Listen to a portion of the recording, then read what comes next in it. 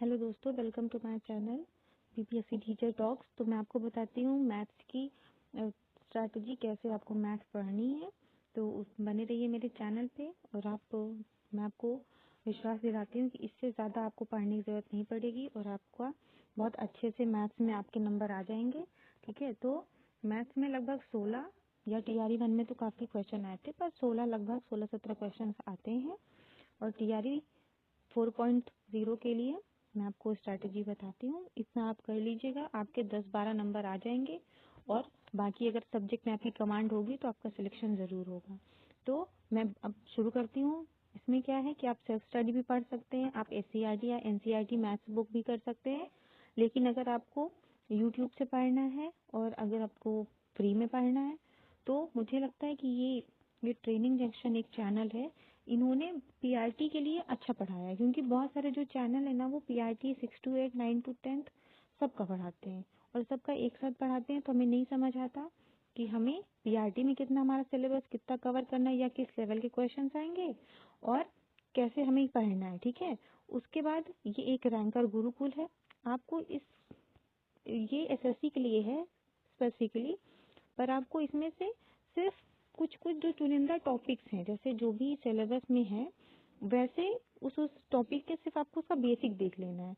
उसके अलावा इसमें और कुछ नहीं करना है। आपको इसमें पूरा ये जितने इनके वीडियोस हैं वो पूरे नहीं फॉलो करने हैं। जो जो उसमें चुनिंदा हो ना वो पढ़ना है, जो जो इम्पोर्टेंट हो, है ना। तो ये करना है। और ये जो 2 चैनल है ये मोर देन सफिशिएंट है पीआरटी के लिए। पीआरटी का इतना कोई बड़ा सिलेबस नहीं है या इतने टफ क्वेश्चंस नहीं आते, आप इजीली कर ले जाएंगे। उसके बाद इस हर पेपर के लिए ज़रूरी है कि हमें प्रीवियस ईयर पेपर का पूरा एनालिसिस हमें आना चाहिए, हमें पूरा सॉल्व करते आना चाहिए। और इसके बाद जब ये सब कुछ हो जाता है तो फिर हम मॉक टेस्ट देते हैं। मॉक टेस्ट में हमें हमारी कैपेबिलिटी समझ आती है कि नहीं हम किस पड़ाव पे पहुंचे हैं, किस लायक हैं। तो इतना बहुत ज़रूरी है, ये 2 चीज़ें आपको कर लेनी है।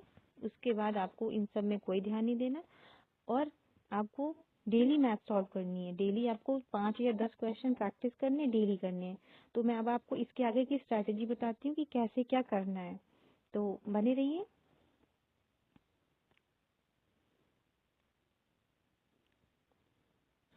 तो देखिए, सबसे पहले हमें इस चीज़ का सिलेबस पता हो कि हमें कैसे हमारा क्वेश्चन पेपर बनता है। ठीक है, दूसरे नंबर पे हमें प्रीवियस ईयर क्वेश्चन पेपर, ठीक है, प्रीवियस ईयर क्वेश्चन पेपर का हमें क्या हो कि आई होप आपको ये स्पेलिंग समझ आ रही होंगी। तो प्रीवियस ईयर पेपर से आपको क्या रहता है, आपको एक साइड पे कुछ पेपर लेने हैं, अलग से कॉपी बना लीजिए पेपर जिसमें आप सॉल्व करते हैं। उसमें आप टीआरई 1 के, टीआरई 1 के, टीआरई 2 के, टीआरई 3 के, तीनों साल के और टीआरई 3 में जो 2 पेपर हुए हैं, जो मार्च वाला और ये वाला, ये सब 4 पेपर का आपको पूरा क्वेश्चन और विद आंसर विद सॉल्यूशन लिखना है। और जब भी आप मैथ सॉल्व करने बैठें तो आप पहले ये सारे क्वेश्चन एक बार देख लीजिएगा कि कैसे क्वेश्चन आए हैं। फिर आप previous year paper question solve करके फिर आप सिलेबस पढ़ने के बाद फिर आप प्रैक्टिस करिएगा।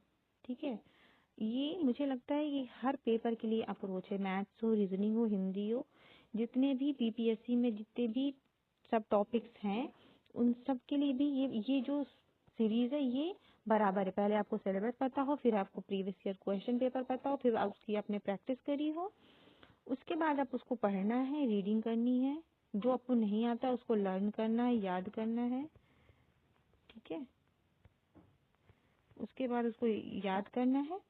5वें में आपको मॉक टेस्ट देना है। ठीक, मॉक टेस्ट आपको टेक्स्ट बुक से दीजिए, जहाँ से भी आपको सही लगे मॉक टेस्ट दीजिए। या तो कोचिंग वाले जो पढ़ाते हैं उनका मॉक टेस्ट अच्छा होता है, वहाँ से आप प्रैक्टिस कर सकते हैं। पर मुझे लगता है जितना ज़्यादा सोर्स आप पढ़ाई में सेल्फ स्टडी करें उतना ही बेहतर है। क्योंकि एग्जाम में आपको आपकी चीज़ें याद हों, यही सबसे ज़्यादा ज़रूरी होता है। आपने कितना पढ़ा ये ज़रूरी नहीं है। तो बस बने रहिए मेरे चैनल के साथ। फिर मिलते हैं किसी और टॉपिक और वीडियो के साथ। Bye bye, take care.